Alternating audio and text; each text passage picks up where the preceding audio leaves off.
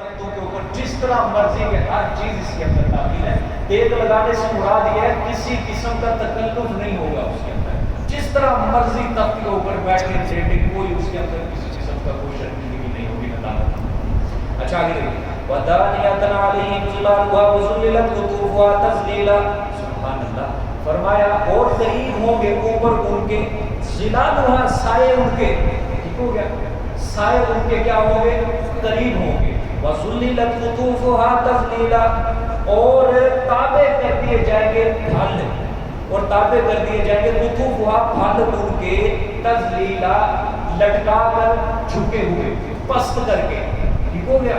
अच्छा अल्लाह फरमा रहे हैं अब अहले जन्नत बैठे हुए तख्तों के ऊपर, ठीक हो गया, अब उनको मेवे की जरूरत है, कोई फल की जरूरत है, कोई खाने पीने की अशिया की जरूरत। अल्लाह ने फरमाया ये कोई तख्तों से नीचे उतर के जाएंगे ना, बल्कि दरख्त करीब होंगे, और अगर दरख्त दूर भी हो लेकिन उसकी शाख इतनी बड़ी होगी कि वो शाख उसके ऊपर साया करके होगी, ऊपर उस शाख ने साया किया होगा। अगर वो लेटा हुआ है, लेटे लेटे फल तोड़ लेगा, अगर वो टेक लगा के बैठे हुए हैं, टेक लगा के फल तोड़ लेगा। यानी किसी किस्म की वो फल तोड़ने के लिए, मेवा तोड़ने के लिए उसको कोई तकल्लुफ नहीं करना पड़ेगा। तकल्लुफ से मुराद ये हो सकता है कि बचपन के अंदर जिस तरह किसी दरख्त के ऊपर चढ़ना बड़ा मुश्किल होता था, और दरख्त होता था आम का, तो फिर क्या करते थे कि पत्थर मारते, अगर पत्थर नहीं तो ज्यादा से ज्यादा दरख्त के ऊपर चढ़ गए। ठीक, ये तकल्लुफ, ये हाजत, ये जन्नत के अंदर नहीं होगी, बल्कि शाख ही खुद ताबे होगी। ये अल्लाह पाक ने कुरान पाक में फरमाया कुतूफुहा तज़लीला, हम ताबे कर देंगे। ये जो लिखा हुआ है वज़ुल्लिलत का माना क्या लिखा है, लटक रहे होंगे, लटका देंगे। हाँ, तो ज़ुल्लिलत मतलब क्या, पस्त कर देंगे, ताबे कर देंगे उसका साया, ठीक है। और कुतूफुहा तज़लीला के उनके फल हम उनके आगे क्या कर देंगे, लटका के रख देंगे। समझा? अच्छा जी, यहाँ पे बड़ा जबरदस्त सवाल होता है, और करो जरा आयत के अंदर पिछली और इसके आयत के अंदर अल्लाह ने पीछे फरमाया सूरज नहीं होगा, ठीक हो गया। यहाँ अल्लाह फरमा रहे हैं उनके साया होंगे। भाई सूरज नहीं है तो साया किस तरह, समझ आ गई? सूरज नहीं है तो साया किस तरह? तो इसका जवाब सीधा साधा यही है कि जो ज़ात सूरज को बना के साया पैदा कर सकती है, तो वो ज़ात सूरज के बगैर भी साया पैदा कर सकती है। अल्लाह के नज़दीक अल्लाह की कुदरत से कोई चीज़ भी बईद नहीं है। चाहे तो मछली के पेट के अंदर यूनुस नबी को 40 दिन जिंदा रखे, इंसान सोचता है अपनी अकल से ऑक्सीजन कहाँ से आई, हवा कहाँ से गई, खाने पीने का सामान कहाँ से गया, लेकिन ये तो खुदा जाने या खुदा का पैगंबर जाने। जानिए कि नहीं, जो 40 दिन मछली के पेट के अंदर रखे। आगे देखिए, ويطاف عليهم بآنية من فضة وأكواب كانت قوارير من فضة قدروها تقديرا। सुभान अल्लाह। फरमाया वयुताफ अलैहिम, और लाए जाएंगे उन पर, ठीक है, लाए जाएंगे उन पर क्या, बिआनियतिन, बर्तन, मिन फिज़्ज़तिन, चांदी के, व अक्वाबिन, और गलासों के, दोरे होंगे, क्या होंगे, दोरे होंगे, ठीक है, दौर चलेगा। कानत कवारीरा, और वो गलास और बर्तन किसके होंगे, शीशे की तरह होंगे, किसकी तरह, शीशे की तरह। कवारीरा मिन फिज़्ज़तिन, शीशा होगा चांदी का, और करो, शीशा किसका होगा, सुभान अल्लाह, अजीब बात है, शीशा किस चीज का है, चांदी का शीशा, सुभान अल्लाह। क़द्दरूहा तक़दीरा, अंदाजा कर रखा होगा उनका, अंदाजा करना, अंदाजा कर रखा होगा उनका, अंदाजा करना। अच्छा आप जरा गौर करेंगे, अल्लाह ने फरमाया जब वो एक दूसरे के सामने टेक लगा के बैठेंगे, शराब का दौरा चलेगा, ठीक हो गया। किस चीज़ का दौर चलेगा, शराब का दौर चलेगा। शराब लाई जाएगी और मशरूबात लाए जाएंगे, दूध लाया जाएगा, जो भी जिसको जिस चीज़ की ज़रूरत है वो उसको पेश की जाएगी। और किस चीज़ में, चांदी के बर्तन होंगे जी, चांदी के गिलासों के अंदर, ठीक है। और कानत कवारीरा, वो बर्तन होंगे किसके, शीशे के, कानत कवारीरा, शीशे के। अच्छा, कवारीरा मिन फिज़्ज़तिन, फिर फरमाया शीशा किसका होगा, चांदी का होगा। इसको जरा समझना है, तय के अंदर उतरना है। देखो दुनिया के अंदर जो चांदी का बर्तन होता है वो कसीफ होता है, लेकिन आईने की तरह नहीं होता, कसीफ होता है, मुलायम होता है, यानी लेकिन आईना नहीं होता चांदी में। اور جو شیشہ ہوتا ہے اس میں آئینہ تو ہوتا ہے لیکن چاندی کی طرح وہ کثیف نہیں ہوتا. لیکن یہ دونوں چیزیں اللہ نے جنت کے برتن کے اندر رکھ دی کہ جنت کی جو چاندی ہوگی وہ کثیف نہیں ہوگی بلکہ آئینے کی طرح صاف اور شفاف ہوگی کہ انسان اس کے اندر اپنا چہرہ دیکھ سکے گا. ایسے خوبصورت گلاس ہوں گے وہاں پہ. سمجھ آ گیا؟ اللہ ہم سب کو نصیب فرمائے, جلدی نصیب فرمائے کہ تھوڑا سا لیٹ. اللہ کو جب اس کی مرضی, لیکن خاتمہ اچھا ہو جائے بس یہی دعا کرو. بس وہ تھوڑا ہمارے اوپر اپنی رحمت یہ کود برسا دے ہماری بخشش کے لیے, اور یہی کافی ہے. ٹھیک ہے اللہ کو. تو یہ اللہ نے دونوں چیزیں جمع کی. برتن ہے چاندی کا ہوگا, اور وہ چاندی کس طرح کی ہوگی؟ شیشے کی ہوگی کہ انسان اس کو دیکھ سکے. سبحان اللہ. پھر فرمایا قدروہا تقدیرا, اندازہ کر رکھا ہوگا ان کا اندازہ کرنا. اس کا مطلب کیا اندازہ کر رکھا ہوگا؟ اندازہ کرنا مطلب یہ ہے وہاں پہ فضول خرچی نہیں ہوگی. کیا نہیں ہوگی؟ فضول خرچی, جس طرح دنیا کے اندر لوگ کرتے ہیں. ٹھیک ہے, لالچ کے اندر آ کے کھانا زیادہ ڈال دینا اور پھر تھوڑا سا کھا کے سارا کیا کر دینا, ضائع کر دینا. اللہ نے فرمایا جس جنتی کو جتنی ضرورت ہوگی اتنا مشروب اس کے سامنے پیش کیا جائے گا. ٹھیک ہے, اور پی کر یہ نہیں کہ زائد بچ جائے اور اس کو وہ گرا دینا, یہ نہیں ہوگا. بلکہ جتنی جس جنتی کو ضرورت ہوگی اس حساب سے اس کو مشروب پیش کیا جائے گا. اور اس کا مطلب یہ نہیں ہے کہ یہ پابندی ہے اس کے اوپر, کیونکہ جنت کے اندر کسی قسم کی کوئی پابندی نہیں ہوگی. اس جنتی کی فطرت کے اندر ہی اللہ یہ بات رکھ دیں گے کہ مجھے کتنے پانی کی ضرورت ہے. اس کی فطرت کے اندر اللہ یہ رکھ دیں گے کتنے پانی کی ضرورت ہے, پھر اتنا ہی وہ گلاس کے اندر پانی ڈالے گا اور اس کو پی جائے گا. یہ نہیں کہ ضائع کرے گا, ایک قطرہ بھی جنت کے اندر کسی چیز کا ضائع نہیں کیا جائے گا. اب سمجھ آئے گی؟ پانی تو ویسے ہی دنیا کے اندر اللہ کی بہت بڑی نعمت, اس کو نہیں ضائع کرنا چاہیے. جاگے ہمیں یقین کرو اس کی قدر نہیں. اور مجھے بھی اس کی ایک قدر وہیں پہ ہوئی ہے جا کے, جب یہ پہاڑی علاقوں میں سفر, ایک جگہ ایسا مقام آیا 12 گھنٹے تک ہمیں پانی میسر نہیں ہوا. رستے میں کوئی ایک قطرہ بھی پانی کا نہیں تھا, اور ٹھنڈ اور شدید سردی, اور کہیں جھیل تک میں نہیں, پانی تک بھی نہیں ہے. وہاں پہ پتہ چلا تھا کہ جو عرب کے اندر لوگ صحرائی سفر کرتے تھے اور اپنے ساتھ انہوں نے تھیلے رکھے ہوتے تھے چمڑے کے پانی کے, اور رستے کے اندر جو کنویں آتے تھے وہاں پتہ چلا تھا کہ کتنی بڑی اللہ کی نعمت ہے. ہمارے اندر یہ ذرہ برابر یقین کرو احساس نہیں. اتنی سی گیلن ہوتی تھی 8 لیٹر کی, اور وہ 1500 روپے کی دے رہے تھے وہاں, 1500 روپے کی. اور نیسلے کی بوتل جو تھی وہ 250-300 روپے کی وہ بوتل دے رہے تھے. آپ خود اندازہ کریں ادھر جا کے پانی کی قیمت معلوم ہوئی کہ واقعات اللہ پاک نے پانی جو قرآن میں بار بار بیان کیا ہے, زبردست اللہ پاک کی نعمت ہے کہ کوئی زیرو چیز اس کے بغیر زندہ نہیں رہ سکتی. کوئی زیرو چیز اس کے بغیر زندہ نہیں رہ سکتی. سمجھ آ گئی؟ اس کی قدر کیا تو ویسے جنت کے اندر بھی دیکھو یہ چیز نہیں فرمایا قدروہا تقدیرا, اندازہ مقرر ہوگا. فضول وہاں چیز ضائع نہیں کی جائے گی. ٹھیک ہو گیا؟ گھر میں بچے ہوتے ہیں, بچیاں ہوتی ہیں, ان کو سمجھایا کرو, ان کو پانی کی نعمت بتایا کرو کہ پانی کسی لحاظ سے بھی ضائع نہیں کرنا چاہیے. پینے والا ہو, کپڑے دھونے کے لیے ہو, واش روم کے اندر ہو, استنجا کرنے کے لیے, کسی لحاظ سے ہر کام کے اندر ان کو آداب سکھاؤ کہ اگر پانی پینا ہے تو جتنی ضرورت ہے اتنا پیو, کپڑے دھونے کے لیے جتنا بھی ایسا فضول ٹوٹی نہ کرو, استنجے کے لیے جتنی ضرورت ہے اتنا پانی پیو. اسی طرح کوئی وضو کا جو طریقہ ہے, پہلی بات تو یہ یاد رکھ لیں کہ مسجدوں کے اندر جو وضو خانہ ہوتا ہے یہ وضو خانہ راہ گزر کے لیے ہوتا ہے. وغیرہ جن کے قریب قریب گھر ہے ان کو چاہیے گھر کے اندر سے قضائے حاجت کر کے اور وضو کر کے وہاں سے آئیں. بات سمجھ میں آ گئی ہے کہ نہیں؟ ادب یہی ہے اصل کہ یہ جو وضو خانہ بنایا جاتا ہے یا واش روم ہوتے ہیں یہ راہ گزر کے لیے, جو دور کا کہیں کا ہو بیچارہ راہ گزر رہا ہے, اس کا گھر قریب نہیں ہے, لیکن وہ اب مسجد کا وضو خانہ اور واش روم استعمال کر سکتا ہے. وغیرہ جس کا گھر قریب ہے اس کے لیے ادب کی بات, میں جائز ناجائز کی نہیں کر رہا بات, پھر میں بات کہتا ہوں ادب کی بات, یہی گھر سے سارا تیار شیار ہو کے پھر مسجد کے اندر داخل ہو. اور پھر جس نے مسجد کے اندر اگر بالفرض وضو کرنا بھی ہے تو ٹوٹی اتنی کھولو جتنے کے پانی کی ضرورت ہے. اب یہ نہیں کہ ٹوٹی کھول دی ہے, ٹھیک ہے, بازو چڑھا رہے ہیں اپنے, آستین کو اونچا کر رہے ہیں, ٹھیک ہے, پھر ٹوٹی بھی فل کھولی ہوئی ہے اور وضو کیا جا رہا ہے، خود بھی نہا رہے ہیں اور ساتھ والے دائیں بائیں کو بھی نکال رہے ہیں. یہ بالکل ادب کے خلاف ہے بات کی. شریعت کا مسئلہ ہے، اگر آپ نہر کے کنارے پر بھی بیٹھے ہیں تو یہ نہ سمجھو سامنے نہر ہے، پانی بہت کثیر تعداد میں جتنا مرضی کرو. وضو کے آداب میں سے یہی ہے کہ آپ نہر کے کنارے اتنا ہی پانی استعمال کرو جتنا آپ کو وضو کے لیے ضرورت ہے. بات سمجھ میں آ رہی ہے کہ نہیں؟ جے جائے کہ اتنا صاف شفاف پانی اللہ پاک نے میسر کیا ہوا ہے تو اس کو اس سے کثیر تعداد میں ضائع کرنا یہ بالکل اللہ کی نعمت کی بہت بڑی ناشکری ہے.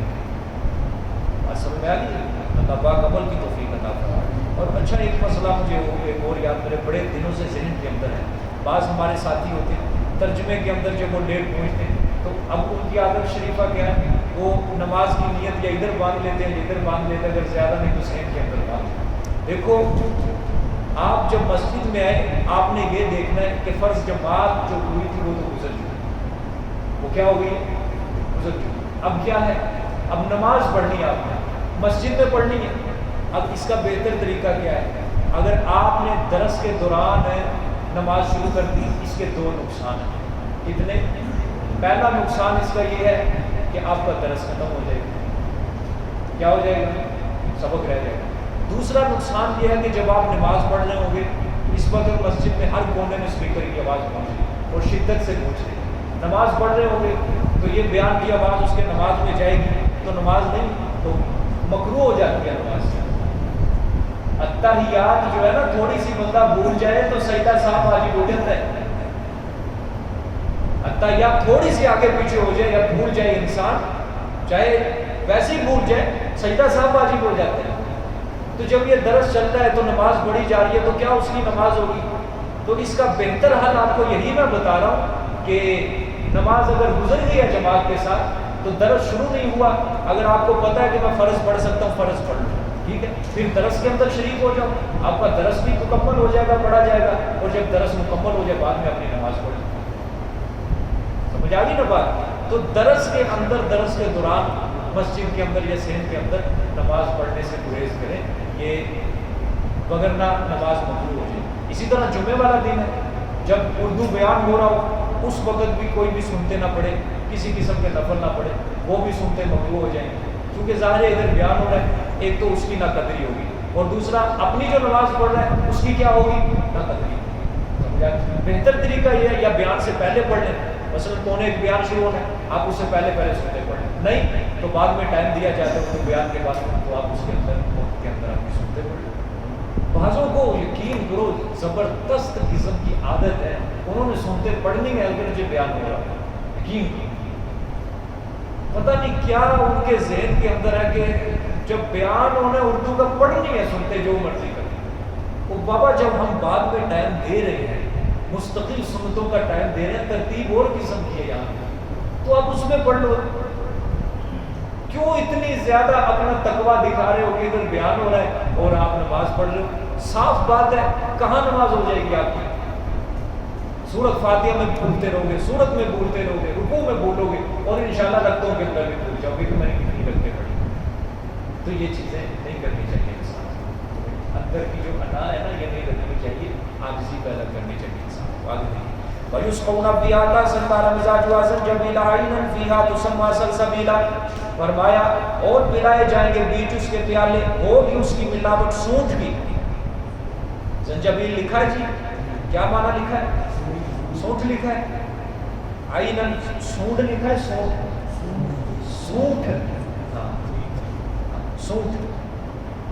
عینن فیہا تسمى سلسبیلا، چشمہ ہوگا بیچ اس کے نام رکھا گیا سلسبیل.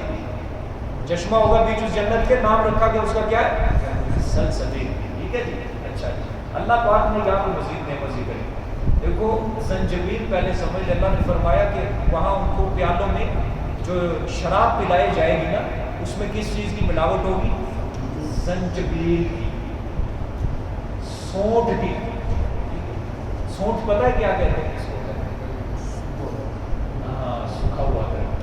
جی، ادرک کو سکھا کے اس کا پیسٹ بناتے ہیں، ٹھیک ہے، تو وہ ملاوٹ کر کے شراب میں دی جائے.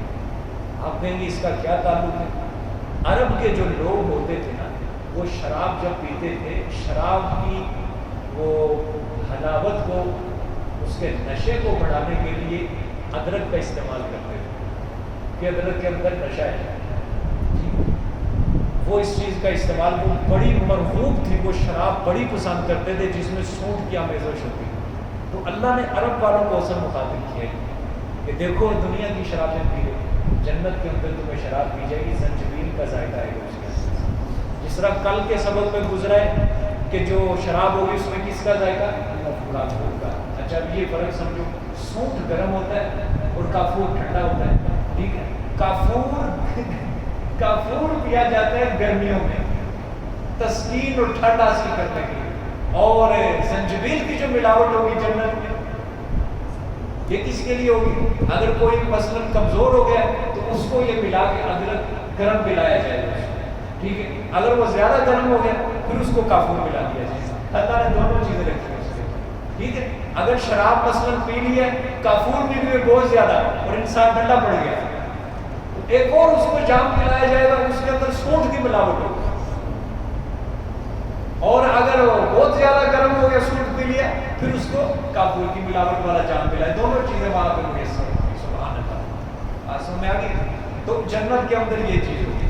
اور ہمارے بر صغیر پاک و ہند کے اندر شراب کیا پیتے ہیں؟ شراب میں ملا کے پیاز، شراب کی تاثیر کو بڑھانے کے لیے پیاز کھاتے ہیں، یا پیاز کا پاؤڈر شراب کے اندر مکس کر کے دیا جاتا ہے، کیونکہ پیاز کے اندر بھی تھوڑا سا نشہ ہے، سمجھ آ گئی؟ اس کے اندر بھی نشہ رکھا ہوا ہے، لیکن ہے اچھی چیز، اس سے انکار نہیں ہے، کوئی حرام چیز نہیں، لیکن یہ ان کی دنیا ہے، وہ جانے ان کا کام جانے، لیکن جنت کے اندر اللہ پاک یہ چیز عنایت فرمائے گا، اللہ سب کو نصیب ہو۔ اچھا یہ کون لوگ ہوں گے جو لے کے آئیں گے ان کے ساتھ؟ اچھا عینن فیہا تسمی سلسبیلا، سلسبیل چشمہ ہوگا، کیا ہوگا یہ سلسبیل؟ کیا چیز ہے؟ یہ جنت کے چشمے کا نام ہے۔ فرمایا تیزی کے ساتھ مسلسل روانگی کے ساتھ یہ چشمہ بہ رہا ہوگا، اور اس کا پانی بڑا ہلکا، بڑا شیریں پانی، میٹھا، اور پینے والے کے لیے خوش ذائقہ۔ اور یہ کس طرح ہوگا؟ یہ چشمہ لہر ب لہر اس طرح ہوا کے اندر پتھروں کے اندر نہیں، ہوا کے اندر ایسے اوپر، ٹھیک ہے؟ انسان چاہے گا مجھے پانی ملے اس سے، غیب سے گلاس آئے گا، پیالہ آئے گا، وہ بھر کے ایسے اس کے سامنے پیش کریں گے۔ کل کے سبق میں ایک لفظ گزرا تھا مجھ سے رہ گیا، معذرت، یفجرونہا تفجیرا، فرمایا خود چلا کر لے کر جائیں گے وہ چشمہ۔ دیکھو چشمہ چل رہا ہے سامنے، اللہ نے فرمایا جنتی کو یہ تکلف کرنے کی ضرورت نہیں کہ خود جا کے وہ چشمے کے پاس جائے، نا اللہ اس کے ہاتھ میں ایسا کرشمہ رکھیں گے کہ وہ چشمے کو کہے گا ادھر کو چل، وہ اس کے سامنے بہنے لگ جائے گا۔ تختوں کے اوپر بیٹھے ہوئے ہیں تو چشمے کو حکم دے گا ادھر میرے سامنے سے گزر، اس کے سامنے سے نہر بن جائے گی، وہ فوراً وہیں سے بہنا شروع ہو جائے گا۔ سمجھ آئیے؟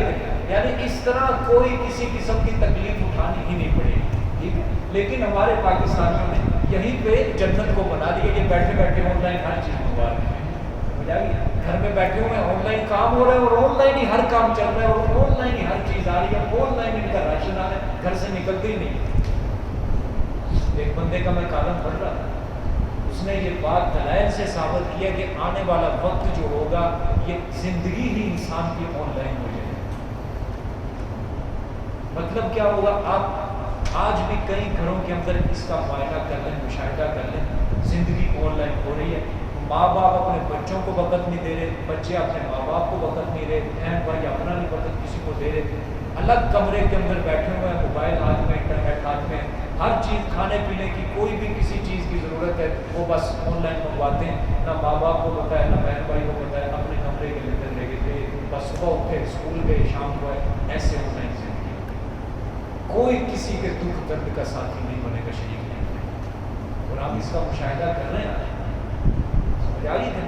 اور خدا را اس چیز سے بچو، اس چیز سے بچو، یہ چیز اگر آ گئی ہمارے گھروں کے اندر تو بہت زیادہ ستیہ ناش ہو جائے گا۔ انسان محبت کے سر پہ جیتا ہے، اگر اسے محبت نہ ملے تو کام خراب ہو جاتا ہے۔ ماں باپ کی محبت الگ تاثیر رکھتی ہے، بہن بھائیوں کی محبت الگ تاثیر رکھتی ہے، ٹھیک ہے. اسی طرح چاچا چاچی، تایا تائی، پھوپھی، ماموں، خالہ، ان کی محبت الگ کثیر ہے. ٹھیک ہے. اس لیے موبائل کی زندگی سے نکل کر کبھی ایک دوسرے کے دکھ درد کے ساتھ بھی. اب مجلس لگی ہوئی ہے، ہمارے لوگوں کی گندی عادت ہے موبائل چلا رہے، اس کی بات نہیں سن رہے. ہاں ہاں مجھے سمجھ آ رہی ہے، ٹھیک ہے ٹھیک ہے، اچھا اچھا، پھر کتنے نہیں آتے، ہاں وہ بھی گل ختم، چلو ٹھیک ہے چلو، ایک اس کی بات نہیں سنتا. اس طرح نفرتیں بڑھ گئی ہیں لوگوں کی دلوں میں، نفرتیں بڑھیں. آپ صلی اللہ علیہ وسلم کی بات کرنے کا طریقہ پتہ کیا ہوتا تھا؟ فرماتے ہیں اگر کوئی مخاطب ادھر بیٹھا ہوتا تھا نا بائیں جانب، آپ صلی اللہ علیہ وسلم کو اگر وہ مخاطب کرتا، آپ یوں نہیں کہ اپنی گردن پھیرتے تھے، بلکہ اپنا سینہ مبارک پورا اس کی طرف پھیر کے اس کی بات کو توجہ سے سنتے، اس کی بات کو توجہ سے سن کے پھر آپ صلی اللہ علیہ وسلم اس کی بات کا جواب دیتے تھے. یہ ہے سنت طریقہ. سمجھ آ گئی؟ پہلے مکمل اس کی بات کو سن لینا، پھر اس کی بات کا آگے جواب دینا. سمجھ آ گئی؟ پھر آپ صلی اللہ علیہ وسلم کا جو کلام ہوتا تھا انتہائی آسان کلام، مشکل الفاظ نہیں ہوتے تھے کہ سننے والے کو سمجھ ہی نہ آئے. ایسا بہترین اور جامع کلام کے سننے والا اس بات کو سن کر اپنے دل میں محبتوں کے پروانے جلا کے جائے گا. ایسی گفتگو کریں سر. اچھا ہمارے لوگوں کے اندر گفتگو کی ایک بڑی بری عادت ہے، آپ نے بھی دیکھی ہوگی. مثلا میں کسی سے بات کر رہا ہوں، اب میری بات مکمل نہیں ہوئی، اگلا کیا کہتے ہیں؟ سوری میں ٹاڈی گل ٹال دی. کہتے ہیں کہ نہیں سر؟ سوری میں ٹاڈی گل ٹوکنا، سوری تھپڑ بھی مار لیتے ہیں اور سوری بھی کر لیتے ہیں. کتنی بری بات ہے. معاف کرنا میں ٹاڈی گل کاٹنا، اپنی بات شروع کر دیتے ہیں. یہ بالکل گفتگو کے آداب کے سراسر خلاف ہے. یہ آپ صلی اللہ علیہ وسلم کی سنت کے بالکل خلاف طریقہ ہے. آپ معافی مانگ رہے ہیں پہلے کہ سوری میں ٹاڈی گل ٹوکنا، اگلا بندہ یاد رکھنا اس کے دل کے اندر آپ کی عقل کا توازن بیٹھ جائے گا، سمجھ جائے گا اس بندے کو کتنی بوتل بات کرنا. آپ کو چاہیے کہ آپ اس کی بات کو مکمل سنیں، سن کے پھر اس کو اس کا جواب دیں. اور اپنے کلام کا انداز یاد رکھو، زیادہ تفصیلی نہ بناؤ کہ اگلا بندہ بولنے لگ جائے، کہ الفاظ کے الفاظ کٹھے کرو. الفاظ اپنے کلام کو جامع مانے بناؤ، مختصر بات کرو تاکہ اگلا بندہ اکتاہٹ کا شکار نہ ہو. مختصر بات. ہمارے والدین محترم کو لے لیں، تفصیلی بات نہیں کرتے. جو لوگ ان کی مجلس اختیار، مختصر بات کرنی، بس دو اس طرح اس میں آر یا بار، بس دو بات ہے، اس سے تیسری بات نہیں. مختصر بات کرو، اپنا کام. اور یہ جو چیز ہے میں ٹاڈی گل ٹوکنا، میں ٹاڈی گل ٹوکنا، یہ واقعی مجھے بھی اس چیز کے اوپر غصہ چڑھتا ہے. یہ چیز نہیں ہونی چاہیے انسان کو، غلط بات ہے. بہت زیادہ بات سمجھ آئی، یہ چیز ختم کرنی چاہیے. اچھا جی، پھر فرمایا وَيَطُوفُ عَلَيْهِمْ وِلْدَانٌ مُخَلَّدُونَ إِذَا رَأَيْتَهُمْ حَسِبْتَهُمْ لُؤْلُؤًا مَّنثُورًا. سبحان اللہ. اب وہ جو شراب پلانے والے ہوں گے وہ کون ہوں گے؟ فرمایا آئے جائیں گے، یطوف آئے جائیں گے ان پر ولدان لڑکے، مخلدون ہمیشہ رہنے والے. کیا؟ مخلدون ہمیشہ، نوجوان حسین لڑکے. وہ شراب کے دور یعنی پیالے اٹھا کے وہ پیش کریں گے. آگے اذا رأیتم حسبتم لؤلؤا منثورا. فرمایا اور حسین اس قدر ہوں گے جب تو دیکھے گا، جب تو دیکھے گا. ثم رأیت، اذا رأیتم، اور جب تو دیکھے گا ان کو، حسبتم تو گمان کرے گا ان کو اے مخاطب، لؤلؤا منثورا بکھرے ہوئے موتی. کیا تشبیہ دی اللہ پاک نے کہ وہ حسین نوجوان جو لڑکے ہوں گے وہ شراب لے کے آئیں گے، پیالے آئیں جائیں گے، ٹھیک ہو گیا. تو وہ ان کا حسن کتنا ہوگا کہ بکھرے ہوئے موتی پڑے گا. ٹھیک ہے. اچھا اس کے اندر تھوڑی سی بات ہے. حسن کے اندر اللہ نے ان کو بکھرے ہوئے موتیوں کے ساتھ تشبیہ دی کہ موتی ہوتا ہے صاف شفاف ہوتا ہے، اس کے اندر سے انسان کو آر پار چیز نظر آ رہی ہوتی ہے، ایسا ان کا حسن ہوگا. اور جو فرمایا بکھرے ہوئے ہوں گے، ٹھیک ہے، یہ اس وجہ سے فرمایا کہ جنت کے اندر خدام کی تعداد ہی بہت زیادہ ہوگی کہ جنتیوں کی خدمت کے اندر لگے ہوئے ہیں. ادھر ٹہل رہا ہے کوئی، ادھر ٹہل رہا ہے کوئی، ادھر فارغ کوئی نہیں بیٹھا ہوا، بس وہ کام بجا لا رہے ہیں. اور وہ جنتی جس کی ملکیت کے اندر وہ خادم ہے، وہ ہر وقت کسی نہ کسی کام کے اندر مصروف ہے. ٹھیک ہو گیا. اور حضرت عبداللہ بن عمر رضی اللہ تعالیٰ کی روایت ہے، فرمایا کہ جنت کے اندر ادنا جنتی کے جو خادم ہوں گے 1000 خادم ہوں گے. کتنے خدام کی تعداد کتنی ہوگی؟ 1000 تعداد ہوگی. اور ایک روایت میں ہے 80,000 تعداد ہوگی جنت میں خادموں کی. ٹھیک ہے. اور یہ لفظ جو ہے نا مخلدون، ہمیشہ رہنے والے، اس کے اوپر بھی غور کرو. فرمایا جو ان کو اللہ حسن و جمال عطا کرے گا، یہ نہیں کہ ان کا حسن ختم ہو جائے گا، یعنی عمر بڑھتے بڑھتے بڑھتے بوڑھے ہو گئے اور بد شکل ہو گئے. پھر ملک صاحب نے کہا چلو پانی تھی ریٹائر ہو گئے ہو، تاری پینشن لگ جائے گی 5000، تھی جاؤ اپنے گھر پہ. فرمایا نہ، یہ کام نہیں ہوگا. حسین و جمیل خوبصورت ہمیشہ اپنے حسن کے اوپر وہ قائم رہیں گے. ٹھیک ہے، کبھی ان کا حسن نہیں بگڑے گا. ٹھیک ہے، آگے دیکھیں. وَإِذَا رَأَيْتَ ثَمَّ رَأَيْتَ نَعِيمًا وَمُلْكًا كَبِيرًا. سبحان اللہ. فرمایا اور جب تو دیکھے گا اے مخاطب وہاں، ثَمَّ رَأَيْتَ نَعِيمًا، پھر تو دیکھے گا نعیمًا، نعمتیں ہی نعمتیں. ٹھیک ہے، کیا دیکھے گا؟ نعمتیں ہی نعمتیں دیکھے گا. وَمُلْكًا كَبِيرًا، اور سلطنت بڑی. جس طرح ایک بادشاہ کی سلطنت ہوتی ہے نا بڑی، اللہ نے فرمایا ہر جنتی اسی طرح دیکھے گا.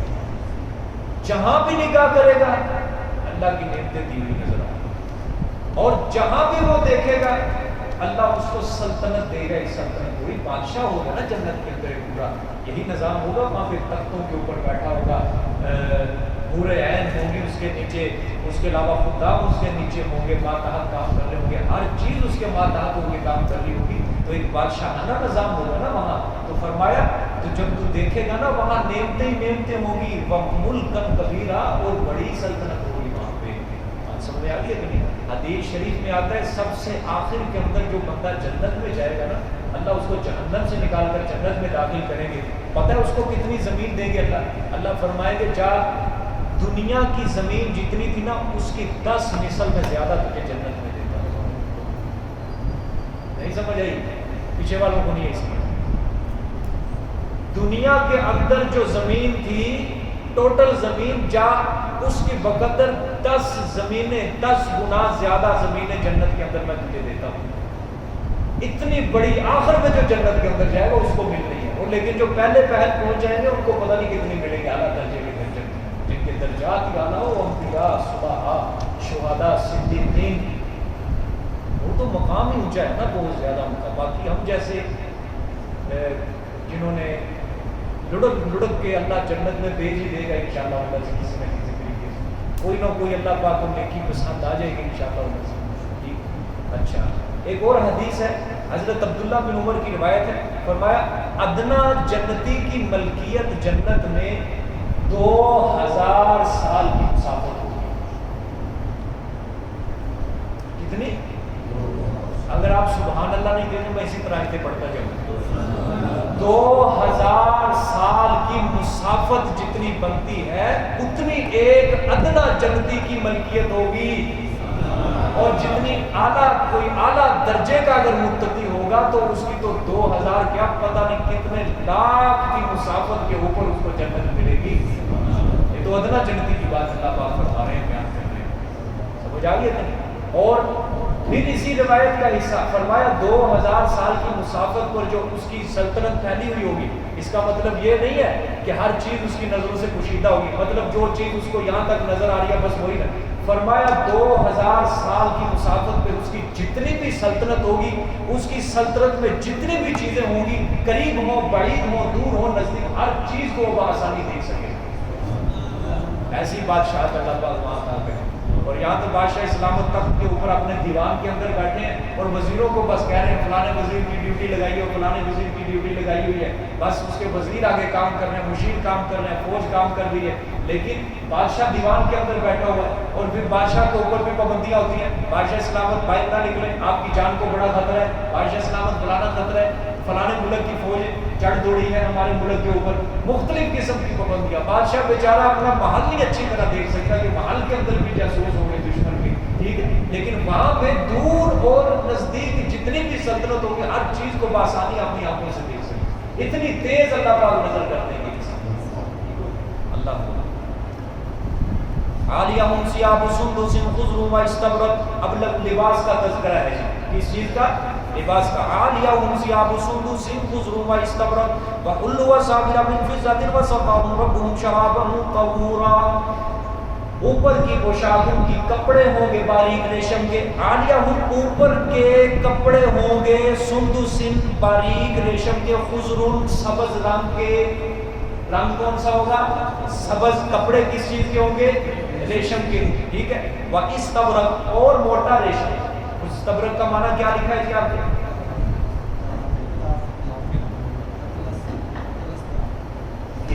موٹا ریشم. دیکھو ایک باریک ریشم ایک موٹا ریشم. کیا ہوگا یہ؟ جو ہوگا باریک ریشم وہ تو ہوگا اس کا اپنا لباس جو جسم کے ساتھ ملا ہوا ہوگا. واقعی ریشم بڑا خوبصورت لباس ہے. دنیا کے اندر بھی اگر دیکھا جائے خالص ریشم بھی ہوتا ہے لیکن اللہ پاک نے حرام کیا ہر کسی کے لیے تو بڑا خوبصورت. لیکن جنت کا یہ ریشم ایک ہوگا اس کا لباس وہ جسم کے ساتھ. جب یہ آپ گوسکی دیکھیں نا گوسکی کا سوٹ یہ جب انسان نے پہنا ہوا یہ جسم کے ساتھ ملا ہوا تھا بڑا خوبصورت لگتا ہے انسان کو پہنے ہوئے. ٹھیک ہے. اور ریشم کا لباس چونکہ گوسکی میں ریشم ہی ہوتی ہے. ٹھیک ہے. اور جو خالص ریشم کا ہوتا ہے جنت کے اندر اللہ وہ پہنائیں گے اور وہ جسم کے ساتھ جڑا ہوا ہوگا اور انسان کے جسم کو قد کو خوبصورت پیش کرے گا. دیکھنے والے کو فرحت محسوس ہوگا. اچھا یہ آگے جو استبرق ہے نا استبرق جو ہے یہ جو چادر ہوگی یہ کندھوں پہ رکھنے والی چادر ہوگی. پوشاک کندھوں پہ رکھنے والی چادر جس کو کہتے ہیں. اور یہ موٹا ریشم ہوگا.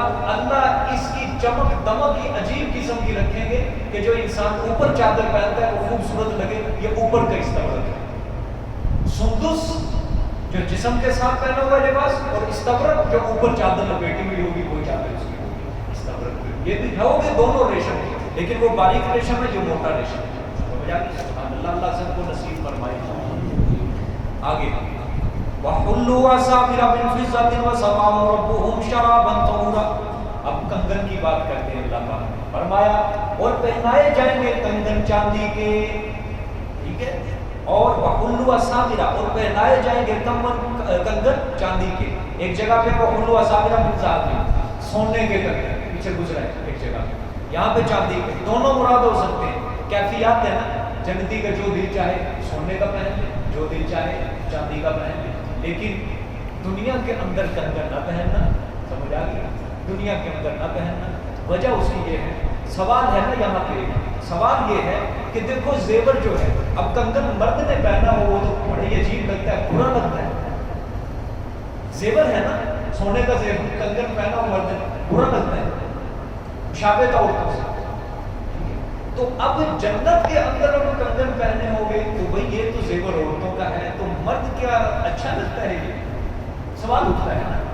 تو اس کا جواب دیکھو صاف ستھرا یہی ہے. دیکھو کسی چیز کا مردوں یا عورتوں کے لیے مخصوص ہونا مستحسن ہونا معیوب ہونا یہ عرف کے اوپر قیاس کرتا ہے. عرف عام کے اوپر. مثال کے طور پہ کس چیز لباس ہے. لباس اب ہمارے یہاں رواج ہے نوجوانوں کے اندر ایک رواج گندا بڑھتا جا رہا ہے. یہ شلواریں جو ہیں یہ تنگ سلائی کرنا ہے پجامہ ٹائپ جس کو کہتے ہیں. اب دیکھو آج سے 7-8 سال پہلے جو تو ابھی کا رواج تھا 3 سال 4 سال سے چلے. لیکن پہلے بچے بوڑھے سب جوان اپنی شلواریں چلاتے ہیں کھلا لباس. لیکن یہ جب کی گندگی داخل ہو رہی ہے انڈیا سے یہ گندگی آ رہی ہے نا سکھوں سے. یہ ان کا لباس اصل ہے. تنگ لباس وہ پہنتے ہیں. وہاں سے یہ گندگی چل رہی ہے. ہندوانہ رسم ہمارے نوجوانوں پہ داخل ہوئی ہے. تنگ لباس پہنے یہ پجامہ سے پانے. ٹھیک ہے. تو اب ہمارے مسلمان پہنتے جا رہے ہیں. پہلے یہ چیز معیوب تھی لیکن جب یہ عرف عام کے اندر آ گئی تو اب جن لوگوں کے اندر یہ مشہور ہو چکی ہے یہ گندگی وہ سمجھتے نہیں کہ ہمارے لیے بہت اچھی چیز ہے. حس مر گئی نا اندر کی. کیا ہو گیا؟ حس مر گئی اندر. غیرت کی انتہا جو تھی وہ ختم ہو گئی ساری. بغیرتی اندر داخل ہو چکی ہے. لیکن آپ صلی اللہ علیہ وسلم نے یاد رکھنا کھلا لباس پسند کیا. کھلا لباس جس کے اندر سطر واضح نہ ہو. کھلا لباس آپ صلی اللہ علیہ وسلم پسند کیا. لیکن آج بھی کئی قومیں ایسی ہیں جو کھلے لباس کو پسند کرتی ہیں اور تنگ لباس یہ جو پجامہ ٹائپ یہ قمیض तंजिल माना इसको मायूस होने। देखो जगह के एतबार से, खित्ते के एतबार से एक चीज क्या हो रही है, मुस्तहसन हो रही है, अच्छी हो रही है, और थोड़ा सा आगे चले जाओ वही चीज क्या हो रही है, मायूब। जब दुनिया की जोग्राफियाई एतबार से एक चीज मुस्तहसन हो रही है, एक चीज मायूब हो रही है, तो फिर जन्नत को दुनिया पर कियास क्यों करते हैं? अगर दुनिया में ये चीज मायूब है तो जन्नत के अंदर क्या होगी, मायूब होगी ये चीज। अल्लाह फितरत ही ऐसी बना दे कि वहां मर्दों के लिए भी क्या होगा, जेवर हो सकता है। औरतों के जेवर की शक्ल सूरत मुख्तलिफ हो और मर्दों के कंगन की शक्ल सूरत क्या हो, मुख्तलिफ हो।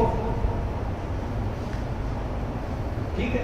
अब देखो किसरा के जो बादशाह हुआ करते थे, वो फारिस के जो, ये अपने हाथों में सोने चांदी के कंगन पहना करते थे। इनका खास एजाज था उस वक्त। दुनिया के ये जो बादशाह सिर्फ ये सोने के कंगन पहनते थे। कुरान पाक में एक तज़किरा आता है कारून का, पानी पड़ा सज धज के जब निकला जेवरात से, ठीक है, एक मरतबा आगे पीछे फौज, अल्लाह ने क्या किया, जमीन को कम दिया, धंसा दे इसको जमीन। ठीक हो, लेकिन उसी वक्त कहीं ऐसे बादशाह ने इस चीज को मायूब समझते। जन्नत के अंदर जन्नत को दुनिया पर प्रयास नहीं करना चाहिए। अच्छा दुनिया से चीज भैड़ी है, जन्नत से नहीं भैड़ी होनी। जन्नत में तकल्लुफ है ही नहीं, वहाँ कौन सा शरीयत का पाबंद होना है। अल्लाह ने कहा हर चीज जायज है, यहाँ फितरत ही अल्लाह ने बदल देनी है इंसान। आगे बशर वसफाहुम रब्बुहुम शराबन तहूरा, और उनको और पिलाएगा उनको उनका रब शराब पाकीज़ा, सुभान अल्लाह, जिसमें सर दर्द ना हो, बहकावा ना हो। ठीक है, पाकीज़ा शराब। इन्ना हाज़ा काना लकुम जज़ाअन व काना सायुकुम मशकूरा, सुभान अल्लाह। अब जब जन्नती चले जाएंगे ना जन्नत में, फिर आखिर में अल्लाह बता करेगा बेशक ये वास्ते तुम्हारे बदला है, जज़ाअन बदला है, व काना सायुकुम मशकूरा, और है कोशिश तुम्हारी मशकूरा, कदर की हुई। वो जो दुनिया के अंदर तुमने मुसीबतें बर्दाश्त की, तकलीफें बर्दाश्त की मेरे दीन के लिए, ठीक है, रातों का क़याम किया तुमने, नमाजें पढ़ी, नेकियां की, वो जितनी भी तुम्हारी कोशिश थी ना, आज मैं उसकी कदर कर रहा हूँ। बेकदरी नहीं होगी तुम्हारी नेकी की।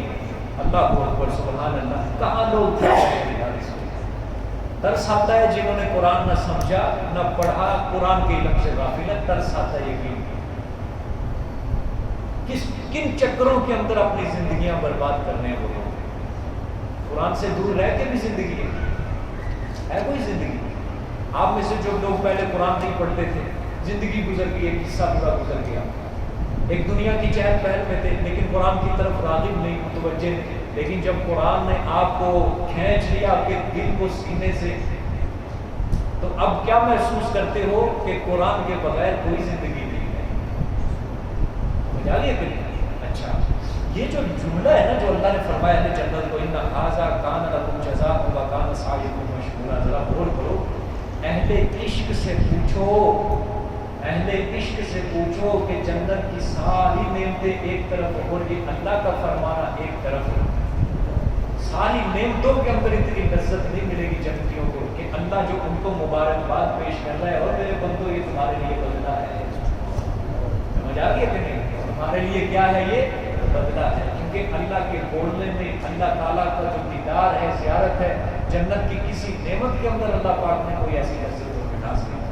सारे जन्नती जब चले जाएंगे ना जन्नत के अंदर, तो अल्लाह पाक ऐलान फरमाएंगे जन्नतियों से, हाँ भाई किसी और चीज़ की ज़रूरत है कि नहीं तुम्हें?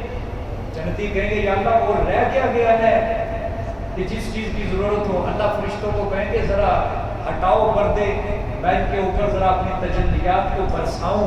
जब अल्लाह का चेहरा जन्नतियों के सामने आएगा तो जन्नती हक्के बक्के रह जाएंगे, वो सारे पुकार उठेंगे, बोल उठेंगे, रब्बा जन्नत की किसी नेमत के अंदर इतना अल्लाह तूने मज़ा और मिठास नहीं रखी जितनी तूने अपने दीदार के अंदर। आला दर्जे को जो मुत्तकी होंगे अल्लाह उनको रोजाना सुबह शाम ज़ियारत करवाएगा। अंबिया को, सुलहा को, सिद्दीकीन को, शुहदा को, सालिहीन को, बड़े बड़े दर्जों के मुत्तकी आला दर्जात में सुबह शाम रोजाना। और जो फिर अदना दर्जे के मुत्तकी होंगे उनको जुमे के जुमे ज़ियारत करवाएगा। यानी पूरा हफ्ता भी वो जन्नत की नेमतों के अंदर रहेंगे, लेकिन पूरा हफ्ता इंतजार करेंगे कि जुमा कब आएगा, अल्लाह का दीदार करना है। سمجھ آ گئی ہے کہ نہیں؟ ہاں وہاں یہ اسی چیز کا انتظار رہے گا. یہاں پہ گناہ کا انتظار رہتا ہے کہ کب مہینہ ختم ہو اور اگلے مہینے گند کرنا ہے، پارٹی میں جانا ہے، بغیرتی کرنی ہے، شراب پینی ہے، زنا کرنا ہے، جوا کھیلنا ہے. یہاں پہ اس چیز کا انتظار ہے. لیکن جنت کے اندر جو جنتی پہنچ جائیں گے وہ کیا انتظار کریں گے کہ اللہ کا دیدار کب ہوگا. جن کو روزانہ دیدار ہوگا وہ صبح کا انتظار کریں گے. جب صبح کو دیدار ہو جائے گا شام کو انتظار کریں گے، شام کو دیدار ہو جائے گا پھر صبح کو دیدار کریں گے. اللہ ہمیں اعلیٰ درجے کے متقیوں کی معیت نصیب فرمائے. اس لیے اپنی دعا کے اندر آج کے بعد یہ بھی شامل کر دو کہ اللہ جنت میں تو داخل کرنا ہی کرنا ہے تمہیں انشاءاللہ العزیز. یا اللہ جنت میں داخل کر کے بھی ہمیں رسول اللہ صلی اللہ علیہ وسلم کی معیت عطا فرما کہ ہمیں ان کے ساتھ رکھنا، ربا ان کی صحبت ہی وہاں پہ عطا کرنا ہمارے لیے. بات سمجھ میں آ گئی کہ نہیں؟ صرف یہی نہیں کہ لالچ کے اندر بس جنت مل جائے بس نہ، اس سے بھی آگے چلو. اللہ سے مانگو کہ یا اللہ نہیں رسول اللہ صلی اللہ علیہ وسلم کے ساتھ رہنے چاہتے ہیں، دنیا کے اندر تو نہیں رہے، اب ہمیں اپنا جی پورا کرنے کے ان کے ساتھ رہنے کا. ٹھیک ہے؟ اللہ اِنَّا نَحْنُ نَزَّلْنَا عَلَيْكَ الْقُرْآنَ تَنزِيلًا فَاصْبِرْ لِحُكْمِ رَبِّكَ وَلَا تُطِعْ مِنْهُمْ عَاصِمًا أَوْ كَفُورًا. فرمایا بے شک ہم نے اتارا. اب یہ سورت کا دوسرا حصہ لکھو، ختم ہو گیا. یہاں تک جنت کا ذکر. خیر آباد کہتے ہیں اس چیز آئندہ شاید آگے آئے گا نا 31ویں پارے کے اندر تھوڑا بہت آئے گا، لیکن ایک چیز کی معذرت ہے، اس کے اندر گروہ کا ذکر نہیں آئے گا. یہ حسرت آپ کی رہے گی کافی دیر تک. شاید 30ویں پارے کے اندر بھی کم ہی ہے اس چیز کا. اِنَّا نَحْنُ نَزَّلْنَا عَلَيْكَ الْقُرْآنَ تَنزِيلًا بے شک ہم نے اتارا اوپر آپ کے قرآن تھوڑا تھوڑا آہستہ آہستہ تاکہ آپ تبلیغ کریں. مستقل اس امت کی فضیلت ہے کیونکہ تورات زبور انجیل اکٹھی اللہ نے دی ہے اور یہ 23 سال کے اندر اتارا ہے. فَاصْبِرْ لِحُكْمِ رَبِّكَ وَلَا تُطِعْ مِنْهُمْ بس صبر کیجئے آپ واسطے حکم اپنے رب کے اور نہ تو کہا مان ان سے عاصمت کسی گناہگار کا او کفورا یا کسی کافر کا. کسی گناہگار کافر کا میرے پیغمبر کہنا نہیں مانا. مطلب کفار کیا چاہتے تھے؟ نرم ہو. یہ کیا ہو؟ نرم. اللہ فرماتا میرے پیغمبر نرمی نہیں کرنی، کھڑک کے مسئلہ توحید بیان کرنا ہے، باقی آپ کی جان کی حفاظت میں میرے ذمہ، آپ کو یہ کچھ نہیں کر سکتے. بس آپ نے جو چوک چڑھائے نظر آئے آپ نے لا الہ الا اللہ کی طرف لگا دی. ٹھیک ہے؟ وَاذْكُرِ اسْمَ رَبِّكَ بُكْرَةً وَأَصِيلًا وَمِنَ اللَّيْلِ فَاسْجُدْ لَهُ وَسَبِّحْهُ لَيْلًا طَوِيلًا. یہ دعوی توحید کا ذکر آ گیا. دیکھو سورۃ قیامت سے شروع ہوا تھا، اصل مضمون وہاں دعوی توحید کا ذکر نہیں تھا، اب اس میں دعوی توحید. اور یاد کر تو نام اپنے رب کا بکرۃ صبح واسیلا اور شام ومن اللیل اور رات کو فسجد لہو پس سجدہ کر تو واسطے اس کے وسبح لیلا طویلا اور پاکیاں بیان کر تو اس کی رات لمبی طویل رات اس کی پاکیاں بیان کرتا ہے. اچھا اس میں جی 6 نمازوں کا ذکر ہے. آؤ ذرا تلاش کرو بکرتن کے کون سی نماز ہے.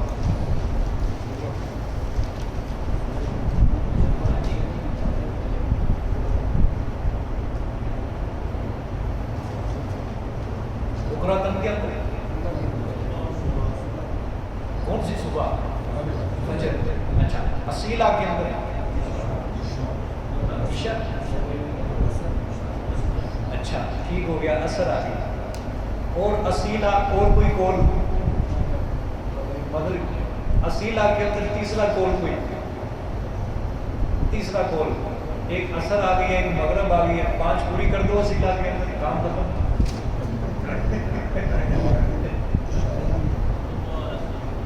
ساری رات کو کر دو. بکرتن کے اندر فجر آ گئی، اصیلہ کے اندر ظہر اثر. من اللیل کے اندر مغرب اور عشاء. ٹھیک ہے؟ من اللیل اصیلہ کا معنی کیا لکھا ہے؟ شام. من اللیل رات. فسجد لہ اس میں مغرب عشاء 5 ہوگی. وسبح لیلا طویلا اس میں کون سی آ گئی؟ تہجد. کتنی ہوگی؟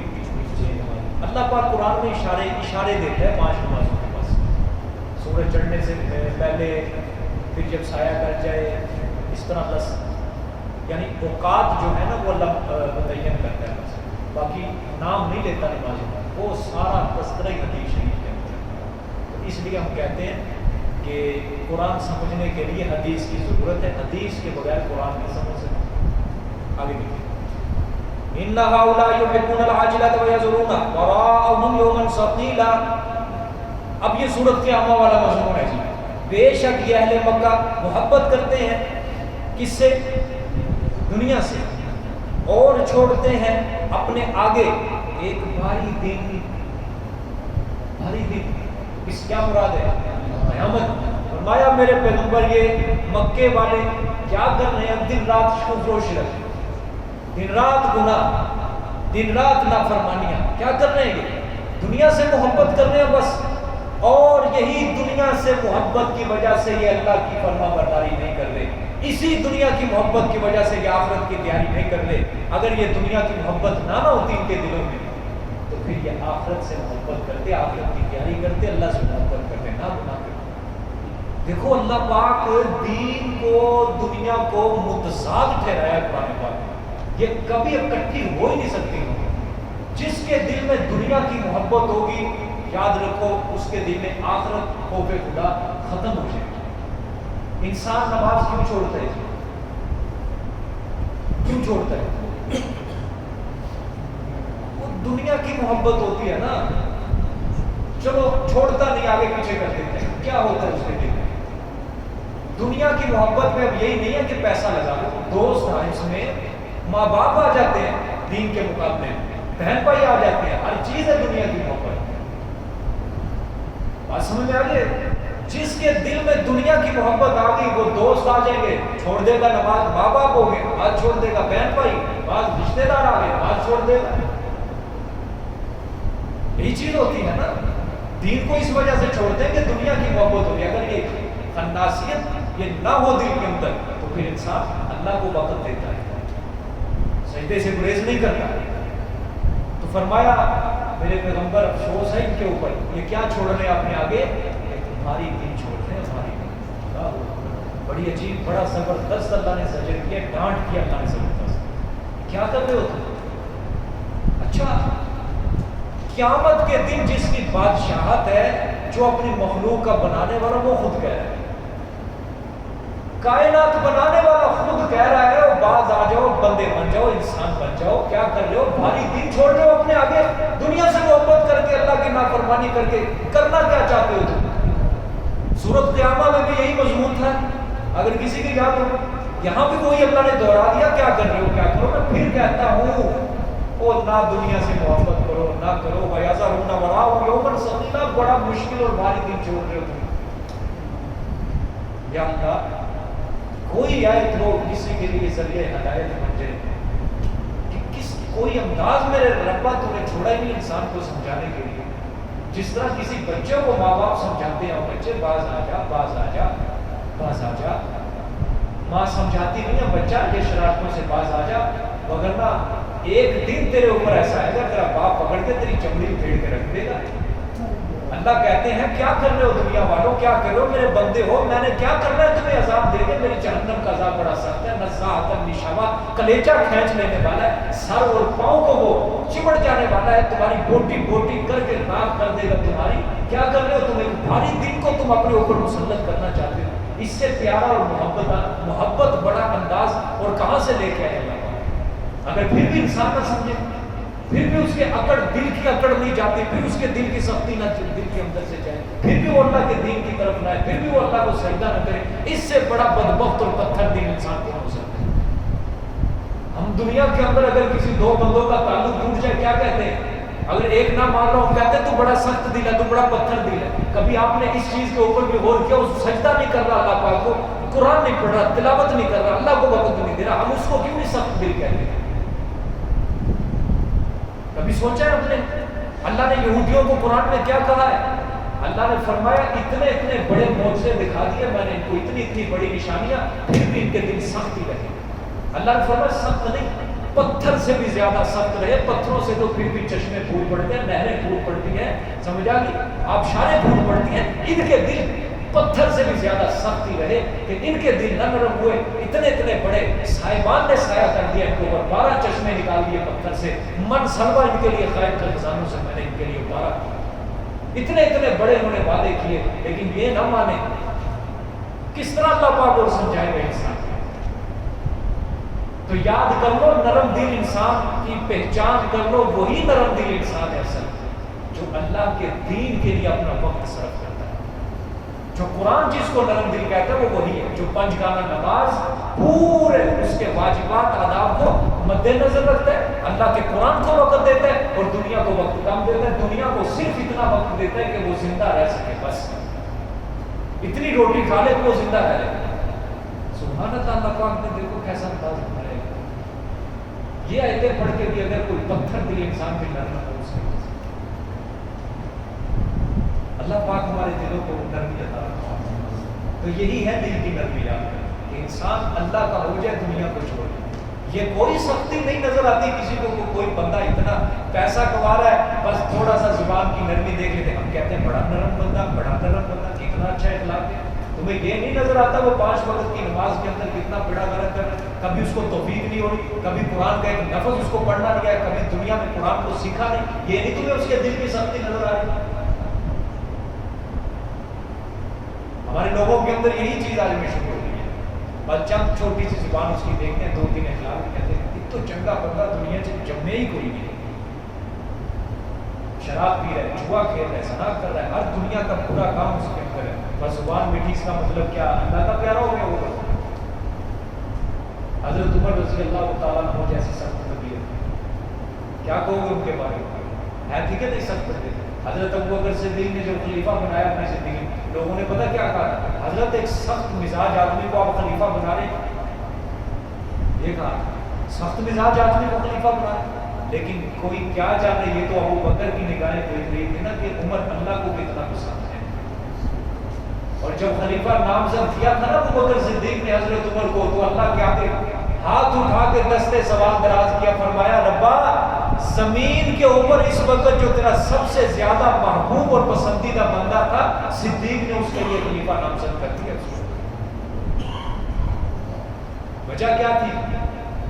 عمر کا دل اللہ کے لیے بڑا نرم تھا اور عمر کا دل اللہ کی نافرمانی میں بڑا سخت تھا.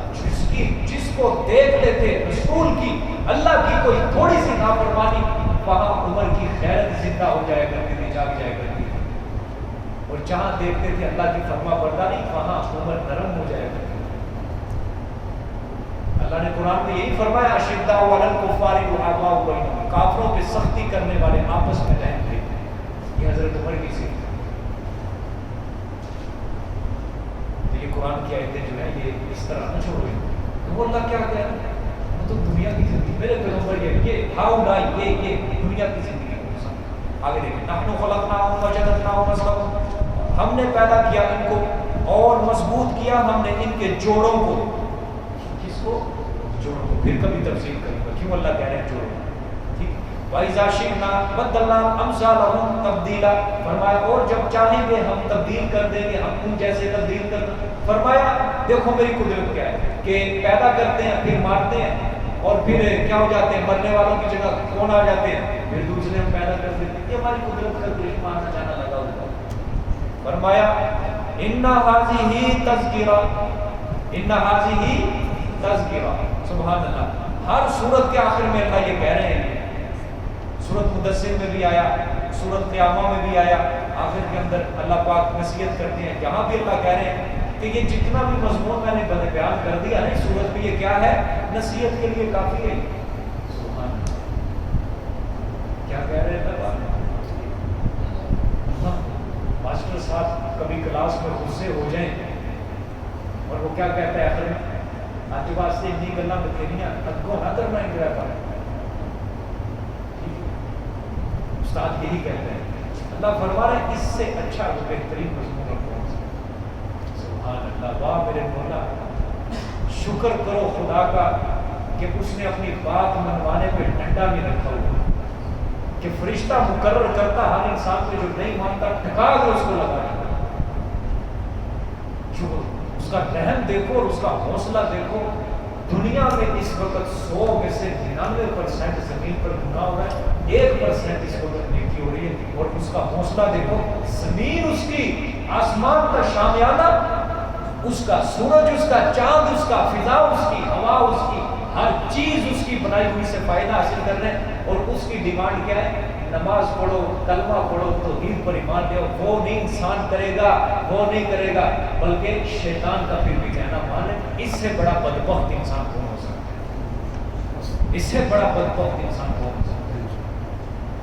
صبح و شام رزق کھا رہا ہے اللہ کا، کس کا کھا رہا ہے؟ اللہ کا، نماز نہیں پڑھ سکتا، ذلیل ہو رہا ہے، گھنٹہ کر کے 8 بازاروں کے اندر ذلیل ہو رہا ہے پورا دن، وہ برداشت ہے، بیماری بھی لگی ہوئی ہے، گردے نہیں کام کر رہے، پھپھڑے نہیں اصل کام کر رہے، پھپھڑے صرف 40%، دنیا کے لیے ذلیل ہو رہا ہے، ہارٹ کا پیشنٹ ہے، ذلیل ہو رہا ہے دنیا کے لیے 8 بازاروں کے اندر، لیکن نماز کی توفیق نہیں ہو رہی۔ اس سے بڑا بدبخت انسان کون ہو سکتا ہے کہ جس رزق کے پیچھے بھاگ رہا ہے اس رزق کے دینے والے کی ناشکری کر رہا ہے۔ اللہ نے فرمایا جب مجھے چھوڑ کے تو دنیا کرے گا نا، اسی طرح ذلیل ہوتا رہے گا، تیری نسلوں کو بھی اسی طرح ذلیل کرے گا۔ وہ رزق دینے والا کون ہے؟ تم اس کو ناراض کر کے دنیا میں رزق تلاش کر رہے ہو، یہ عقل مندی ہے یا بے عقلی ہے؟ اصل انسان کی عقل مندی یہ ہے کہ جس نے رزق دینا پہلے اس کو راضی کرے، پھر رزق کی تلاش کرے۔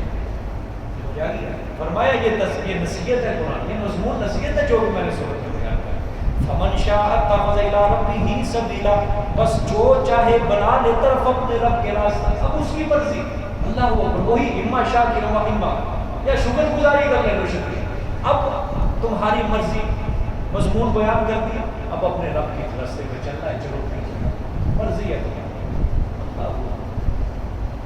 کیا جس طرح کوئی منت سماجت نہیں کرتا دوسرے انسان کی، کوئی بات نہ کر، آخری حربہ جس طرح اللہ نے وہ بتایا ہوا ہے، صرف انسان کو جہنم سے بچانے کے لیے، جہنم سے بچانے کے لیے۔ آگے دیکھیں، وَمَا تَشَاءُونَ إِلَّا أَن يَشَاءَ اللَّهُ إِنَّ اللَّهَ كَانَ عَلِيمًا حَكِيمًا، اور نہیں تم چاہو گے، ہاں فرمایا وہ نہیں چاہتے تم مگر یہ کہ چاہے اللہ پاک، نہیں تم چاہتے مگر یہ کہ چاہے اللہ پاک۔ فرمایا ہدایت اسی کو ملے گی جس کو اللہ چاہے گا، تم چاہو گے نا نہیں ملے گی، ہاں ہدایت میں اس کو دوں گا جس کے دل والا برتن سیدھا میرے پاس، جو ہے ہی ٹیڑھا، اس کی فطرت کے اندر ہی ٹیڑھ پن رکھا ہے، اس کو نہیں ہدایت ملے۔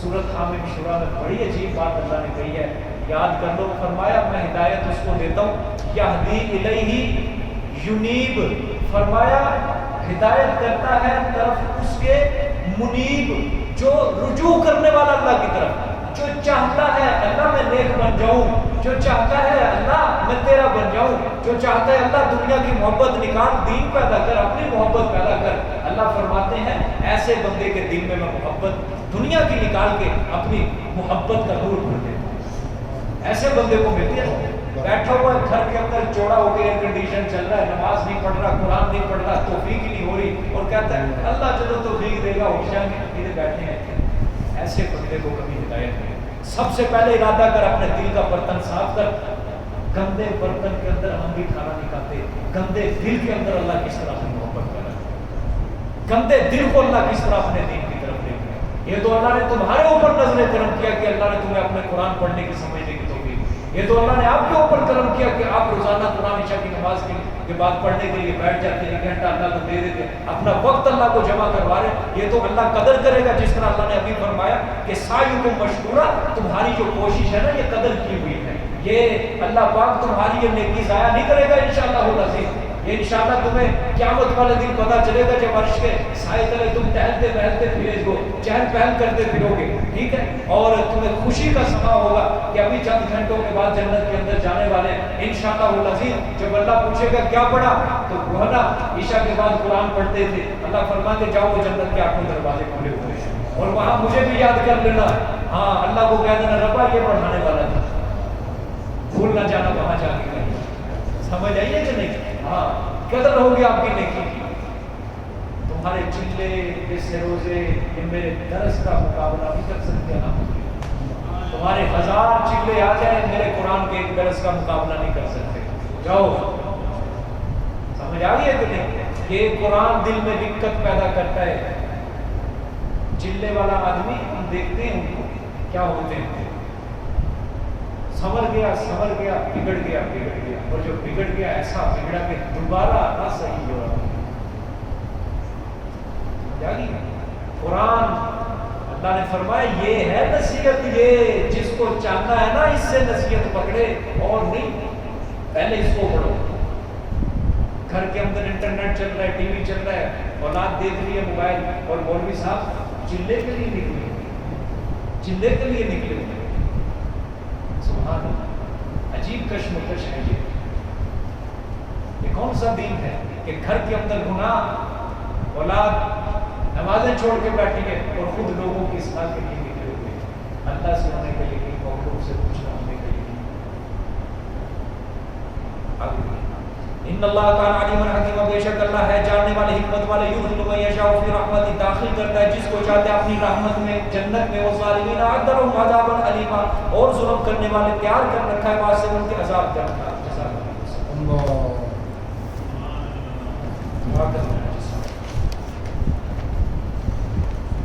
حاضری دے دیں سارے کافی ہو گئے۔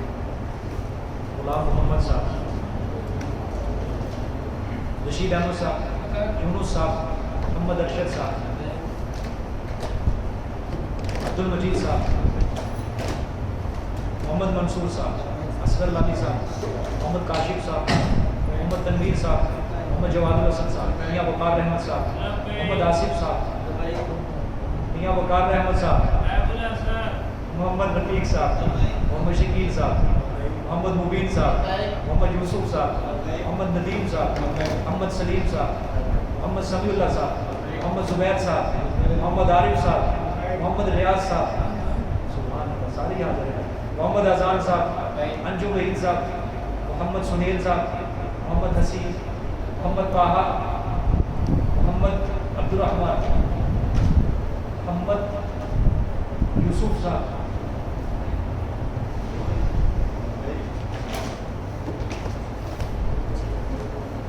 الحمدللہ رب العالمین والصلاۃ والسلام علی رسول اللہ، اللہم صل علی سیدنا محمد۔ یا اللہ پاک ہم سب کے اوپر اپنا خاص فضل فرما، اپنا رحم فرما، مہربانی فرما۔ یا اللہ پاک ہمارے صغیرہ کبیرہ دانستہ غیر دانستہ بھولے جان بوجھ کے جو بھی گناہ، یا اللہ معاف فرما۔ اے میرے پروردگار، یہ قرآن جو پڑھ رہے ہیں تیری محبت میں، یا اللہ اس میں ہمیں استقامت عطا فرما۔ یہ سورۃ دہر آج اس کا اختتام ہوا، جتنی تیری جنت کی نعمتیں ذکر ہوئی وہ سب ہمارے نصیب میں لکھ دے گا۔